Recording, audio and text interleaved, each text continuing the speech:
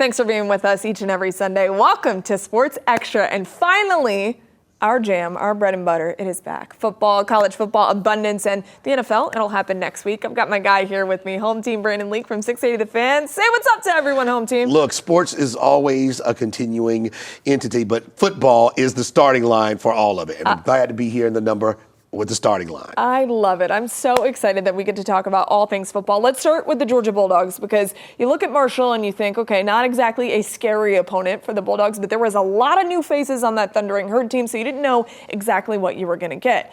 Luckily, Gunnar Stockton, the starting quarterback for Georgia, he dealt them a pretty good hand. This guy is a dual threat in the best way. What were you impressed with his debut as the starter? He took care of his business. He ran the ball when he was supposed to. He was effective on the ground. He got into the end zone, which is something that is going to be a multiplier when you're talking about the points the Bulldogs would like to score. And he helped lead the Dogs to cleaning up things that were problems last year. Drop balls, not scoring in the first half, miscues. You didn't have any of those. Now, obviously, it was against Marshall, but still, there's something to be said by coming out, executing, and not being sloppy the first time you get the keys to the bus to be the starter for the Georgia Bulldogs. I'll be honest, we saw him for the first time in the playoffs, right? And you understood a little bit of what he could give you, but I don't think other teams, or even a lot of us, thought he could be as much of a threat with his legs as he was. Yeah, I think what we saw from him was that he was prepared. He was a prepared quarterback who is ready to go in at halftime of the SEC championship game and win it, to be a part of winning the game. So getting his first start in the college football playoff, I think it showed the character of how he is built, and he was ready to go. So now it is all on him. He's had great reports during summer and fall camp, and now he has a chance to prove it out on the football field. He certainly did that, and I think his legs, his mobility, particularly what we saw with the Georgia offensive line in the passing game, might be huge all season long. All right, you brought it up. Juan Gaston got the start at right guard, becoming the first true freshman to start on Georgia's offensive line since 2017, but he went down with an injury. So did Ernest Green. So already right there were two offensive linemen down in game one. What is the level of concern that you have when you have a brand new starter at quarterback, and now there's a little bit more question marks on the offensive line? Well, it shouldn't be on red alert, but you should be on maybe a yellow alert. You do have one more preseason game, if you will, with Austin Peay next week, but your third game of the season is against Tennessee, so you're going to be going up against SEC defensive tackles, and the Tennessee defense had some headbusters last year, so you want to make sure that this game, it turns out to be a needed game now, that you can figure out where to move some guys around. I want to see where Josh Jackson might end up as far as, where he's going to be on the left side, right side, tackle, wherever. But you got two offensive linemen who went down in that ball game, and you need to figure out quickly who is ready to be capable to deal with a lot of defensive linemen and coaches that know that the Bulldogs are wounded at that position. I don't know why Georgia and Falcons are on the same beat with that, but the bad luck needs to run out on the offensive line for both of those teams. But two guys that were between the hedges to watch it all go down and break it down for us is Reggie Chapman and Jed May. Welcome into Sanford Stadium here in Athens, Georgia, following the first game of the year for the Georgia Bulldogs, a 45-7 win over Marshall on a day where everybody was wondering how Gunnar Stockton would play. Four total touchdowns, 2 through the air, but the big thing was the running. That's a big difference from last year. Jed May alongside me from UGAsports.com. Jed, your major takeaways from game one? Yeah, I mean, you saw what he could do. It was two.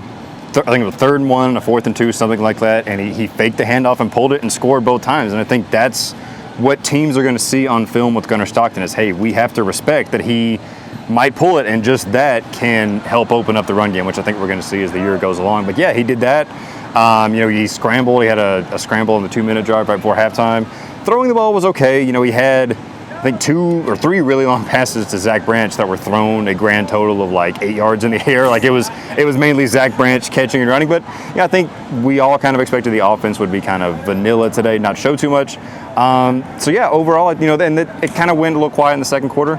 The offense did, but I think overall there's plenty of reason to be encouraged looking forward. I mean, Gunnar Stockton, like you said, it's a big difference from what we saw last year. Carson had the ability to run a little bit, but it wasn't a big part of his game. Gunnar, it's clear that's something that it brings another aspect to this team's offense. It also helps when you got a guy like Zachariah Branch, right? Yes. Unbelievable player. His first game here in Athens for the Bulldogs after transfer from USC. He had that long touchdown on that. He was really the check down guy, took off for 1,000,000 yards for the score.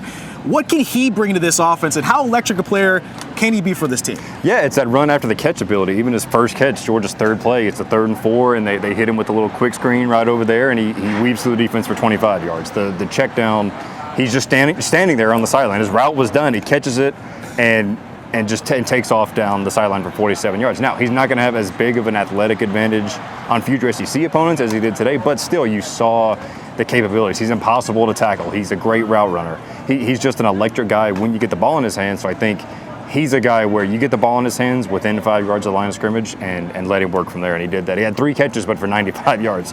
So that kind of tells you everything right there. On a big first week of the football season where everybody was playing a lot of big schools, Georgia obviously played against Marshall.